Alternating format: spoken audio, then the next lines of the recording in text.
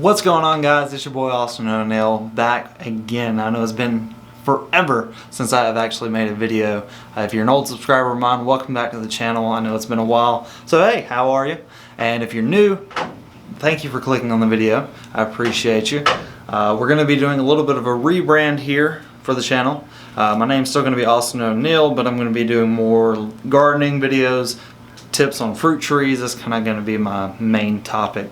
I'm really into fruit tree growing. I've got some limes, lemons, mandarins, oranges, just a little bit of all the citrus stuff that you wouldn't be able to normally grow in a cold climate. I'm in 7A.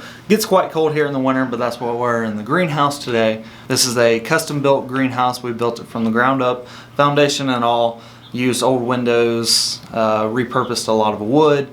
So it was a fun project to make with my wife and also my wife's granddad.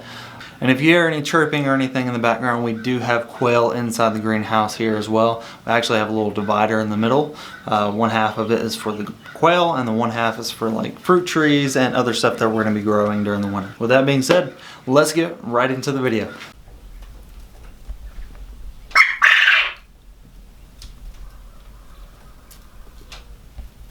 As far as bringing your fruit trees inside, I wanted to give you guys a few tips on what you need in order to keep your trees alive.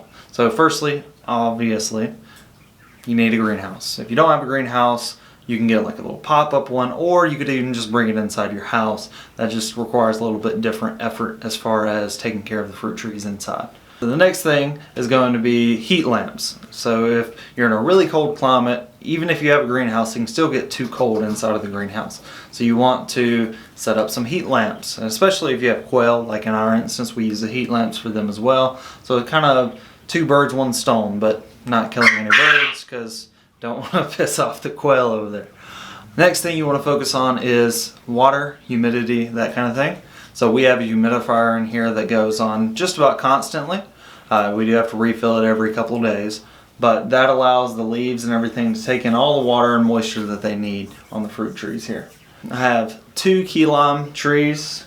I have a Ponderosa lemon. I have a Bingo mandarin, a Shiranui mandarin, some calamondins or calamansi, whichever one you like to call it.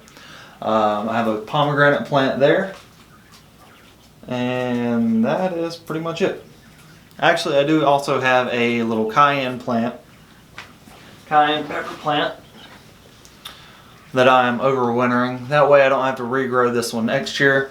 This plant in particular produced really well, so in order to keep it alive, I put it in a pot. This is a 15-gallon pot, and I'm going to put it inside of the greenhouse over the winter. That way I don't have to regrow from seed next season. And you can do that with a lot of plants. Peppers tend to do really well inside of the greenhouse, but just a little throw-in tip there. Now, as far as watering, you don't want to overwater your fruit trees because they're inside, so they're not releasing as much of their moisture from their pots, especially if you have them in plastic pots. So you don't want to overwater them.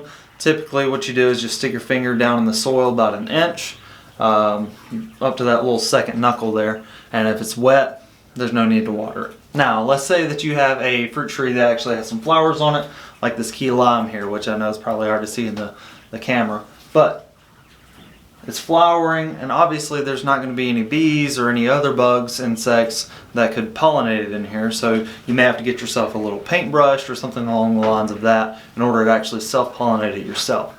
Now, if you have your fruit trees inside for the winter, then this is going to be kind of your dormant season, except for obviously this key lime that decided to flower for whatever reason. But at this point, you don't want to be fertilizing any of your fruit trees. You want to let them kind of just eat all the nutrients that they have for the winter, and then in spring, early spring or late winter, that's when you want to start adding that fertilizer back into the soil. You don't want to overfeed it during this time because it's not producing a whole lot of foliage. Now, I know this was a very short and simple video, but I just kind of wanted to reintroduce myself back to YouTube, and I'm also going to be doing more in-depth videos on each individual tree that I have, and possibly even more as I get more. If you have any particular trees or questions that you may have, just ask them down in the comments below and I'll be sure to answer them as soon as possible. Or if you want me to make an entire video on a question of yours, just let me know. That's all for today's video, and I hope you enjoyed it. Like I said, if you have any questions or anything, just let me know. I appreciate you watching the video. Please leave a thumbs up if you liked the video. Also subscribe if you're new and you want to see some other videos from me. It's been a very long time since I've done an outro, so peace out, guys. Thank you for watching.